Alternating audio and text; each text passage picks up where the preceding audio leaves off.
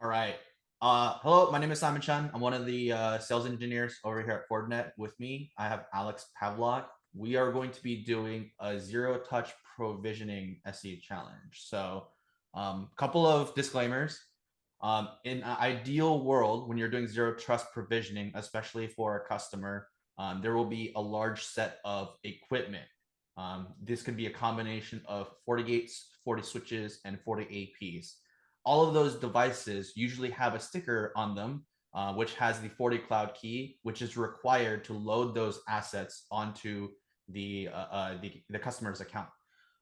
In order to make that process a lot easier and smooth, streamlined and smooth, we have a separate SKU called FortiDeploy, which aggregates all of the FortiCloud keys under a single key, and then that FortiDeploy key then can be loaded onto a customer's FortiCloud account, populating all of the assets that are falling under that key. Otherwise, what ends up happening is you have to wait for the products to arrive, load those keys in order to have those assets show up and then provision them, which sort of defeats the purpose of zero-touch provisioning. So through the usage of FortiDeploy, you're going to get that key before the product even arrives, load those assets, provision those things. So the moment that those solutions are plugged in and it has internet access, they'll be provisioned properly. We internally do not have the ability to get a FortiDeploy key. It just doesn't work that way. So we are going to try to replicate. What we are going to do is alternatively, we have a device with the FortiCloud key we received. We're going to load the key first to replicate the process of getting the FortiDeploy key. In that ideal world, it should populate fairly quickly. We're going to be able to provision and customize things utilizing, I think we're going to use either FortiManager or FortiLAN Cloud, and then plug in the device so it has internet connectivity to reach out to the FortiGuard servers and know how the communication should theoretically work. So that's the general summary of how things are going to go. So is there anything you wanted to add, Alex? Once you do get it provisioned within FortiZTP, it should start checking into whatever management device that you've chosen. Could be FortiGate Cloud, could be FortiManager, or FortiManager Cloud. Once it does actually get checked into there, it can be automatically assigned to like templates or pre-done configurations. Yep. So it would download those configurations and then automatically apply those. So that's what the whole process looks like. I just sort of wanted to add that on. The first thing that a device, our solutions do usually when they connect to the internet is try to reach out to a FortiGuard servers, and then usually FortiGuard servers is instructing where that management solution is going to be, to Alex's point, whether it's FortiManager, VM, FortiManager Cloud, or FortiGate Cloud, whatever it is. Essentially. Yeah. So cool. I think we're good. Yeah, I think we can go ahead and start. So right now we have a solution that we received. We did not load the FortiCloud key or anything like that. So if we check FortiZTP or asset management, it's not there at all. So we're going to log in, just double check and verify it's not there. And then, as I mentioned before, because we can't do FortiDeploy, but we can preload the FortiCloud key and replicate it as if we haven't received it, we're going to go through that process. So nothing shows up in the IC manager. You go into the FortiCloud account to access FortiZTP. Obviously, if you look at the unprovisioned, there are some devices, but none of the one that we specifically ordered specifically for this SE challenge. It doesn't really matter all that much because, like I said, the whole point of the process is that it shows up and it populates. So whether that's through the serial number or the FortiDeploy key, it really doesn't matter because it still functions the same way in that it will show up on the asset list. Yeah, I feel like it should be serial because the FortiDeploy key, that is claiming serial numbers in bulk. Correct. Yeah. On the back, yeah, there's serial numbers associated to the 40. It's not claiming the cloud keys. Correct. But you do the FortiDeploy bulk SKU in the FortiGate Cloud. Okay, well, I guess it shows up here. I don't know. That's really weird.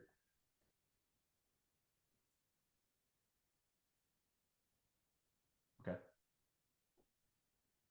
I think Okay, I'll edit later. Because I do have a support it needs support on it to Yes. Yeah. go to ZTP. So let me look that up really quick. I have that.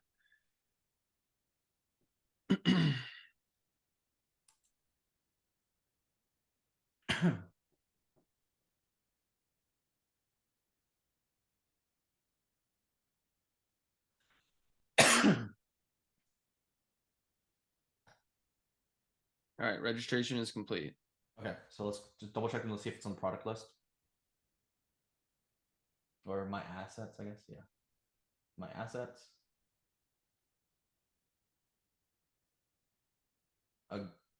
Yeah. Yeah, That's right the one, right? 823. Yeah. Go to my assets just real quick on the left hand side.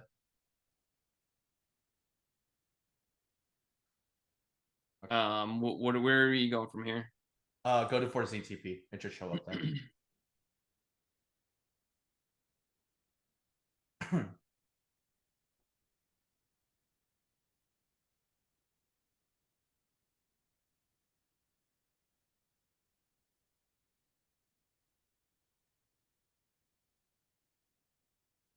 Is it that one? Yes. So what you can do here is you can checkbox the whichever number of devices in a given location or whatever, or you can do a fleet of them. Check it, and then you will hit choose to provision it to a specific thing. So if you actually go to the settings on the right hand side, you can see some of the options that would theoretically be available to you. That is something you could double check. So on the top right middle ish, if you hit the settings button, these are just some of the options. So obviously FortiGate, it'll give you FortiManager, FortiGate Cloud, or FortiManager Cloud. For the APs, I believe it's FortiLAN Cloud. And then yes, you could tie it if you have a remote FortiGate VM. You can specify all that information. So you can pre-populate all of the provisioning targets for that these devices are going to be loaded up into right here. So, but once you checkbox and highlight specific unprovisioned devices, you will get that provision button pop up that Alex was showing off. There are additional disclaimers to be aware of when loading the FortiDeploy bulk keys.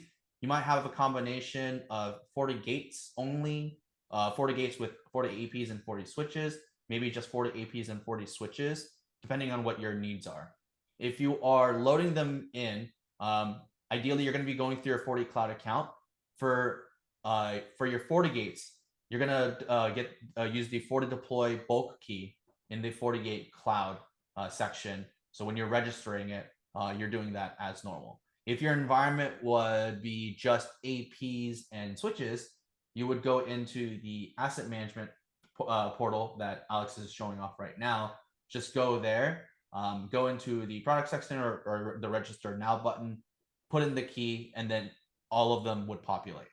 Either way, whether you're using FortiCloud's asset management or FortiGate Cloud, whichever combination of products you ultimately have, the FortiDeploy bulk key will work and it will populate under your specific account. So if you're doing just FortiGates exclusively with FortiDeploy key, this is that view that Alex is showing off right now. You would go into FortiGate Cloud, type in the FortiDeploy key, and then going from there. Obviously, for our use in this particular SE challenge, we can't get the FortiDeploy key. So what we've done is we've replicated the process by acting as if we have registering the device before the device actually arrives on site and connecting. And so it has the ability to reach the internet and therefore our FortiGuard services. So we've already done that process right here. So I think it's at the bottom or Right here. right there. Yeah. So as Alex is hiding, the FortiSwitch is already loaded into our asset. And because it's loaded into our asset, if we go into the FortiZTP portal, it should therefore already be ready for selection. It'll just be under the unprovisioned tab. So you can access it directly from the FortiCloud portal. You just need to do the drop down. And as you can see here, there are other devices that are unprovisioned, but the one we specifically care about is the one that we just loaded in, which is that FortiSwitch, which is unprovisioned. If you select it, you will have the ability to provision to a specific target. It might be a singular one or it might be multiple. I think in Alex's environment, there are multiple provisioning targets that he can theoretically choose from. So in this situation, you can provision it to FortiLAN Cloud because this particular switch actually has FortiLAN Cloud licenses associated with it. Alex, if you don't mind unhighlighting that switch, if you want to see all of the provisioning options that are theoretically available from a product standpoint, you would click on the settings section. And the settings will let you know for the FortiGate, if you wanted to provision it, you can provision it to your own FortiManager VM, and then you would specify where that is. The FortiGate Cloud, if that's the method you're choosing, or the FortiManager Cloud. For the FortiAPs, it's going to be pretty straightforward. You're going to be doing it to the FortiLAN Cloud. And then for the FortiSwitches, it will be either through the FortiLAN Cloud. The reason why the FortiSwitches and FortiAPs won't not necessarily show up with the FortiGate FortiManager or anything like that here is because if you're plugging them in directly into the FortiGate will automatically gain control of the FortiAPs and FortiSwitches. So you have the ability when you're provisioning the FortiGate from here, it'll provision automatically the FortiSwitches and FortiAPs. So pretty straightforward for the most part. In this particular example, though, Alex has the FortiLAN Cloud associated with this particular switch. So that's what we are going to ultimately do.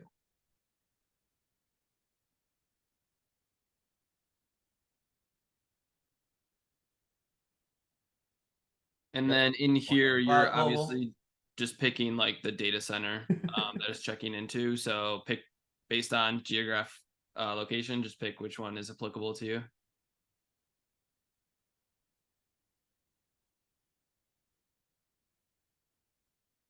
So the provisioning works. I think it'll take a quick second to refresh. Once it does, if you go into the provision section, that switch would theoretically populate. And as you can see, it's right there automatically. So you can do that. And right now we are just assuming that the device has not arrived at the location. So what we can do is we can actually go into the FortiLAN Cloud dashboard. We can see that the switch is already there, make changes, provision it to our liking. And the moment that the switch would theoretically connect into the internet, you would have the ability to already preload all those configurations onto that device itself.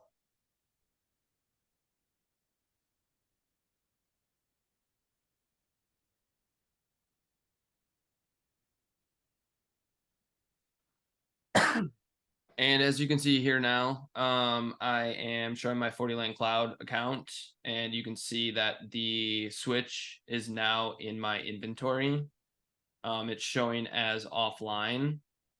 Once it hasn't arrived yet, we were just assuming it hasn't arrived yet, and it's not connected. Once it is in your inventory, now you can start assigning it to specific networks within FortiLAN Cloud, and you can put tags on it to tag it to specific templates and assign it configurations. So then once it does connect up to the internet and it can connect to FortiLAN Cloud, FortiLAN Cloud will push down the applicable configurations to it based on how you've tagged it. Yep. So you do a lot of the pre-work ahead of time, and it's true zero-touch provisioning, really. Yes. You can see the entire the entire process here for getting a FortiDeploy key, claiming that key, whether it's in FortiGate Cloud, or if it switches or access points directly into your asset management. Once you've claimed that, coming into FortiZTP portal, once it's in your unprovisioned section, provisioning it to whatever management console that you're using, whether that's FortiManager, FortiManager Cloud, FortiGate Cloud, or FortiLAN Cloud. Yep.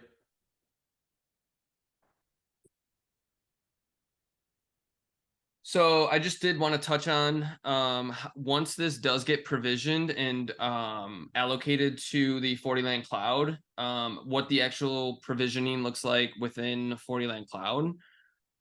So this is going to be the global view from your FortiLAN Cloud account, and you can see that this switch is in our devices here. Coming back to the dashboard, This is going to be all of your networks that you've created in here. Typically, you're going to have a network for each location that you have. I only have one location, so I just have one network. So if we come into this specific network here, and then we come under switches, and then switch, and then switches. This is where my 10F was provisioned. This was done automatically for me, assigned to this network because I only have one. So automatically just added it to this network. Once it is within this network, under your configuration options, we have zero touch config tab right here, and then this is where you're actually going to be assigning it the specific configurations you want, like the VLANs are allowed on which port, if it has any like layer 3 routing to be done on it. So I did create a template here already for it, but if you just click the add button, this is where you're going to actually create your template for your devices. You can do this based on tag. So you can assign a tag to switches, and then based on whatever tags assigned to it, it would get pushed a configuration file. We can also do this based on model, which is another really good use case. So if you're adding specific models, each model will have a specific config to it. A little bit easier way of doing it than assigning tags to all the different switches that you have. So this is the route that I chose. So I went with model. You just sort of pick which model that's going to be applied into your FortiLAN Cloud. So we have a 108F. We're going to apply this based on whenever it is first checked in to FortiLAN Cloud. So right when it checks in, it's going to be sent this. You could also do it on a schedule if you wanted to. You can assign it specific firmware that you want to run on. So you have all the different firmware options.